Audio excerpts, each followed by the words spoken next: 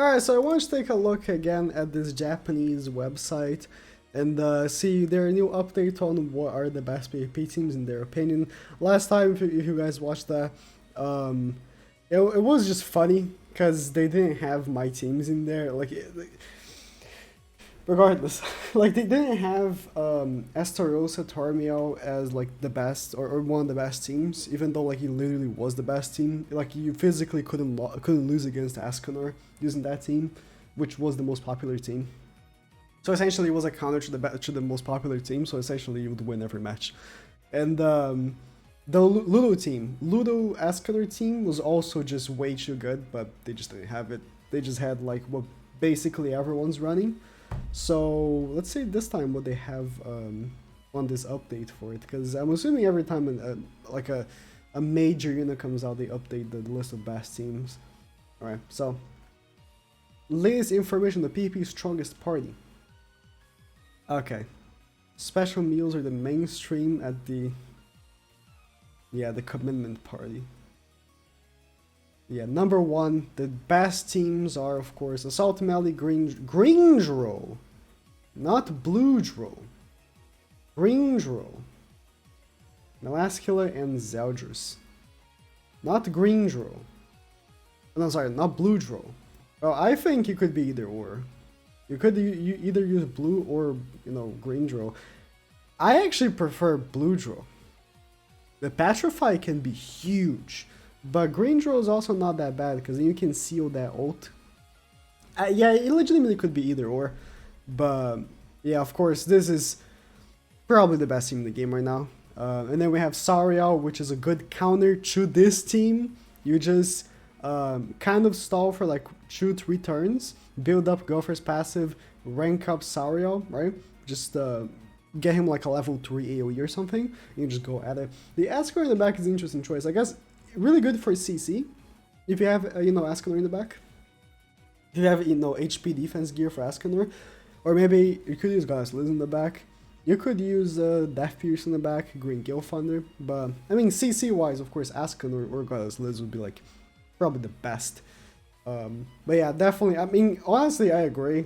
The last time I did not agree with what they had, but this time I definitely do. These are probably the top 3 teams right now in the game. Sariel, Ascanor, Green Gopher is actually a pretty good team to counter the Meliodas team. Just because you just have too much raw power, right?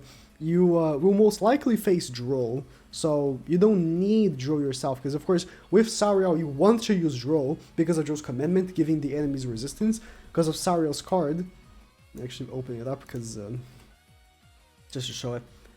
This card right here, Power Strike, increases the damage you do based on the enemy's resistance. So if you increase the enemy's resistance, you do more damage to the single target.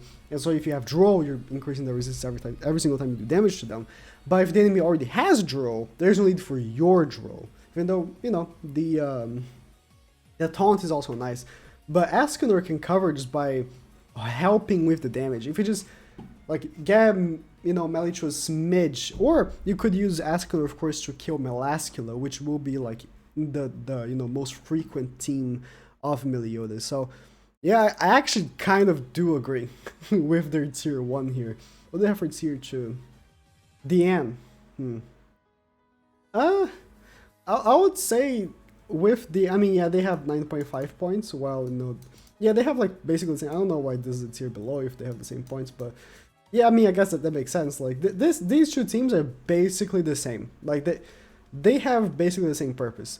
You kind of want to stall and tank, and honestly, I think Diane is better than Droll, because Diane, if you face Ascanor, she cucks Ascanor. I actually kind of think that you're better off using Diane than Droll in this case here. Because again, like we said, you will most likely face someone also using Droll. So you don't need that commitment, because the enemy is already going to have that commitment applying. So the end is just better. But Tarmiel, Estarossa, honestly, I don't know how good Tarmiel Estarossa is right now. Just because Estarossa is just in a really odd spot. Because if you put up a counter and they attack Estarossa, it procs Melee's passive. because of the counter procs Melee is passive. Like in the past, if you use Dressrosa, right, and the enemy had like Lost Vein, let's say, and you crit Lost Vein, if the counter, it didn't count for upgrading the cards, right? But in this case right here, the counter does count for Assault Melee's passive.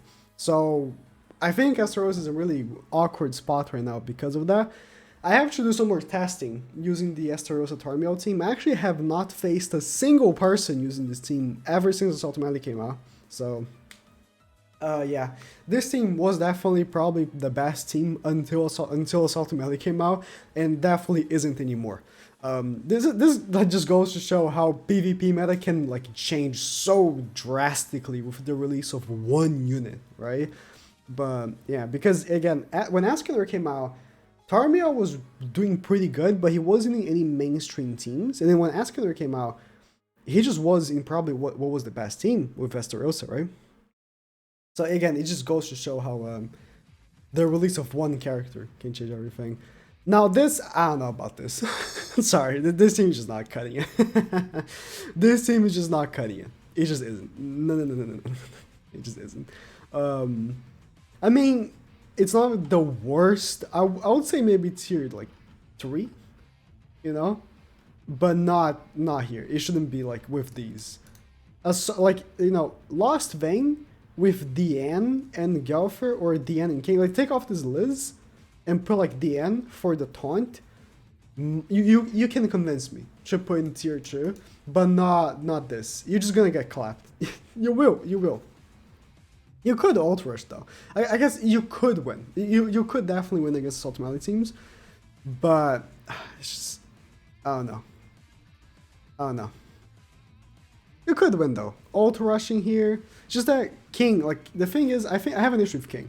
I do have an issue with King. King just lacks. King lacks damage. The damage from King is just not there. Especially because I'm assuming y'all build King with HP defense, because that's the best way of building him just in general. If you're using attack and crit damage, okay. Maybe he will hit hard enough, but with HP defense, King just won't kill. And that's a big deal, because the Assault Melee team just has so much stats. So, yeah. I'll take off the King. Oh, sorry. I'll either you know, take off the King, put the N, or take off Liz, put the N. Just put a taunt to help. But I don't know. It could work though. I would say like tier 3 though, not tier 2. The Archangels, or I guess the Goddesses, since Liz is in here, I would say, yeah. King team, nah, I'm sorry. Don't use the King team. Do not use the King team right now. You will get annihilated. You can't attack. The whole basis of the King team is triple attacking first turn. And if you triple attack first turn, you instantly die. So bump this down to like tier F. Not like, I know it's numbers, but still, just go through all the numbers. Yes, all the numbers. And then go through the letters and put on F. Like, you just can't use the King team these days. You just can't. You will get absolutely annihilated. Again, just because the whole strategy with the King team is attacking 3 times in first turn. And if you do that, Melee will kill you. He will. Pierce, I actually just used Pierce for a video. I would consider this tier 3. I think it's a good position for the Pierce team. You can win. You can win matches. You won't win every match, but you can definitely win matches. So I think this is a good spot for the Pierce team. Valenti. Nah, Valenti just ain't cutting. Nah. Red Merlin. Oh! You could freeze Drow and then freeze Melee, couldn't you? I don't know. I don't know if it's worth running her. But I mean, this is like tier 4, right? We're already getting like pretty low, right? Kyo. Yeah. Easton just, again, just not doing the greatest. I guess, could you use Easton to seal ultimate? And actually, this isn't the worst. Yo, actually, kind of not bad. if you really think about it, because you're sealing ultimate, right? Melee wants to ult, and then you don't need to attack them. Yo, legit, Easton might be good right now. I need to try that out. Easton might just be good right now. But what's advanced tier ranking and general tier ranking? Okay. Just repeating the teams. I mean, yeah, these are definitely the two best teams, right? These are definitely the two best teams. And then just, I guess it's basically the same thing as the other one. I don't know whether there's two different. Red Arthur, nah, don't do that. Don't do that. If you face the one, you instantly lose. But actually, legitimately, Easton could be a counter to melee. The only issue is that if you do face Escanor, you kind of gonna get destroyed.